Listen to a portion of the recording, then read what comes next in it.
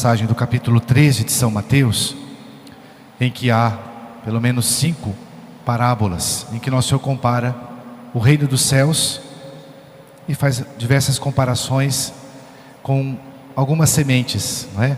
O domingo passado nós lembramos da comparação do trigo e do joio, e hoje Jesus compara o reino dos céus com o grão de mostarda, aquela pequenina semente, depois se torna uma hortaliça, se torna um arbusto grande, e compara também com o fermento. Pois bem, é interessante porque uma maneira um pouco enigmática, surpreendente, que Nosso Senhor faz essa comparação. Aliás, as parábolas são histórias que Nosso Senhor conta para dar um ensinamento moral. Sempre na conclusão da parábola existe um ensinamento ali que Nosso Senhor, através daquela história, quer passar. E geralmente é uma verdade importante, portanto, né, algo que Nosso Senhor quer nos ensinar, que as pessoas da época de Jesus entendiam muito bem, porque facilmente entenderiam as pessoas da época de Jesus que lidasse com a terra, com o campo, com essas parábolas, não é, do bom semeador, as parábolas do trigo e do joio, etc. Mas nessa parábola em específico, existe algo de meio enigmático. Segundo alguns exegetas, Jesus faz como alguns dos profetas do Antigo Testamento, como Daniel, Ezequiel, que faz algumas comparações a modo de enigma, né? Ou seja, no enigma existe um ensinamento também, mas um tanto misterioso por trás daquela passagem. E uma coisa interessante também das parábolas é que as pessoas compreendiam o sentido daquela verdade, os discípulos às vezes não compreendiam, muitas vezes não compreendiam. Então, a sós, Jesus explicava-lhes o sentido verdadeiro, né? Os mistérios do reino. Interessante. Quando um fariseu escutava a parábola de Jesus, muitas vezes ele entendia que era para ele, mas ele não podia usar aquilo ali num tribunal para condenar Jesus. Então, de maneira muito inteligente de Nosso Senhor, a modo de um bom mestre, Nosso Senhor ensina a verdade que quer passar para as pessoas simples, abertas à verdade, mas também de maneira que ele não fosse pego em alguma palavra, como queriam os fariseus condenar o Senhor assim. É interessante que Nosso Senhor começa falando de uma maneira enigmática, né? O reino dos céus é comparado a um grão de mostarda. No modo judaico de entender da época, é estranho Jesus comparar a uma semente tão pequenina, e eu diria insignificante, como o grão de mostarda, o reino dos céus. Por quê? Seria mais fácil e mais óbvio, talvez, Jesus começar essa comparação falando do reino, falando assim: o reino dos céus é comparado a um cedro do Líbano, com a sua grandiosidade, com as suas raízes profundas, com a sua madeira de lei, né? Mas não, Jesus não faz isso. Por que ele não faz? É interessante porque vamos ao grão de mostarda. Teve um padre até que disse que Jesus errou na explicação dessa parábola, disse que a menor semente seria o grão de mostarda, e de fato não é a menor semente, existem sementes menores, mas aqui Jesus não quer fazer ciência. Eu penso que esse padre se equivocou ao falar que Jesus errou, porque Jesus não quis. Jesus está fazendo uma comparação, é apenas um provérbio, tanto que no tempo de Jesus, quando se falava de alguma coisa muito insignificante, muito pequena, se dizia: é tão pequeno quanto um grão de mostarda. Então é interessante, né, que as pessoas às vezes interpretam de maneira equivocada. O que Nosso Senhor está falando é que o reino dos céus, a ação de Deus na alma, na nossa alma, a ação de Deus na igreja e a ação de Deus no mundo é silenciosa e é imprevisível. Deus é imprevisível. Nós não somos capazes de prever os planos de Deus, do tipo, mesmo as coisas mais triviais e simples. Será que eu estarei vivo amanhã?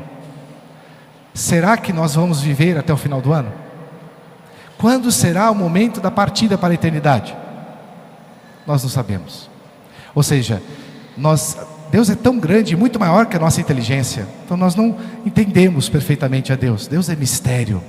E as coisas de Deus são misteriosas. E aí que está o belo. Porque é preciso entender ou tentar adorar a vontade de Deus, mesmo sem entendê-la racionalmente, perfeitamente. Se nós entendêssemos tudo, para que teríamos a necessidade da fé? Então a fé é que nos faz capazes de entender, de perceber as pegadas de Deus. Nós não vemos a Deus. Como diz a Sagrada Escritura, a Deus ninguém viu, mas a gente percebe com o olhar sobrenatural, ou seja, com essa capacidade que Deus nos deu pelo batismo, no batismo, que é o dom da fé. Através da fé nós vemos os vestígios deixados por Deus. Vemos no próximo a Jesus escondido. Tive fome, me deste de comer. Tive sede, me deste de beber. E por isso tratamos bem. Vemos na Eucaristia a presença real, sacramental, mas oculta, escondida, de Jesus, e o adoramos. Por isso estamos aqui na missa. Vemos, por exemplo, também nos acontecimentos difíceis da vida, dolorosos, como diz a imitação de Cristo, nas visitas que Nosso Senhor nos faz através das desolações, a mão de Deus, e o adoramos e aceitamos, não nos revoltamos. Então tudo isso é trabalho da fé, e é como é importante a gente ter esse olhar sobrenatural. Então esse caráter imprevisível de Deus. O grão de mostarda é uma coisa tão insignificante, mas depois se torna uma hortaliça. E tem uma outra característica interessante, que é pouco falada. É curioso como Nosso Senhor fala que alguém terá semeado no seu campo a mostarda. Porque a mostarda muitas vezes é considerada como uma erva daninha. E ela é sorrateira. E ela se espalha as suas sementes logo. Não é? Ela não é como, por exemplo, uma videira que precisa de cuidado, que precisa ali de toda uma técnica para que colha-se uvas depois, né? Então é interessante porque o reino de Deus começou, o reino de Deus na terra, que é a Santa Igreja, começa assim. Nosso Senhor não chama os melhores homens, os mais influenciadores homens da época. Ele não vai na Grécia chamar os sábios, ele não vai em Roma chamar os poderosos, não, ele vai ao mar da Galileia e escolhe homens iletrados. Para que isso? Para dizer que Ele não precisa da gente. Deus pode fazer do nada o tudo. E quanto menor, e quanto menos evidente é a possibilidade de ter um fruto, de ter excelência naquilo, mais Nosso Senhor revela a sua ação, e mais Deus brilha. Deus é admirável nos seus santos. Não é? Com 12 homens, ele espalha o seu reino na terra. Hoje somos mais de 1 bilhão de pessoas, fora as pessoas que já faleceram, que já morreram nesses 2000 anos. Então, para mostrar que o reino de Deus é como essa pequena semente que vai se espalhando. E ela não se espalha só externamente, visivelmente, mas invisivelmente, que esse é o trabalho principal, que é o trabalho da graça. O Senhor vai colocando as suas raízes dentro do homem, vai o transformando de dentro para fora, vai fazendo com que ele se transforme, se converta, mude a sua vida e se torne santo. Basta olhar os exemplos da história, numa pecadora em Santa Maria Madalena, num Saulo perseguidor em São Paulo, num Pedro, um homem que não teve coragem, não é, de dizer que conhecia o Senhor, num grande numa rocha da igreja, e assim por diante. Ou seja, o papel sobrenatural da graça. Como nós devemos agradecer ao nosso Senhor por essa singeleza. Deus não faz barulho. Deus, ele vai agindo no escondimento. As coisas mais sublimes, elas não foram noticiadas, não foram colocadas no YouTube, e nunca serão. Por exemplo, quando o nosso Senhor criou todas as coisas, Deus, onde está nas redes sociais a foto ou a filmagem da criação do mundo? Não está. Onde está o momento insigne, o momento sublime do nascimento de Jesus no seio puríssimo da Virgem Maria? Quem registrou? Quem viu?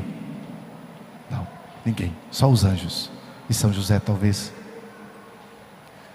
O momento da ressurreição, não é? Onde está o registro? Quem foi testemunha daquilo ali? Ninguém viu. As coisas mais sublimes são pequenas, são silenciosas. Deus não faz barulho, não é? Portanto, Deus, Ele se impõe aos poucos pela graça. É a ação de Deus assim. Portanto, vamos pedir a Nosso Senhor a graça de termos olhos para ver, de termos o dom da fé mesmo, de nós praticarmos a fé, de nós olharmos além, vivemos uma vida sobrenatural, não só as coisas sensíveis, mas sobre uma dimensão maior, não é? Como os santos tiveram. Peçamos a graça de perceber, de termos essa fé, que às vezes é pequenina, mas com a nossa correspondência, ela vai crescendo e vai dando frutos dia após dia, até nós chegarmos à santidade de vida. Louvado seja nosso Senhor Jesus Cristo.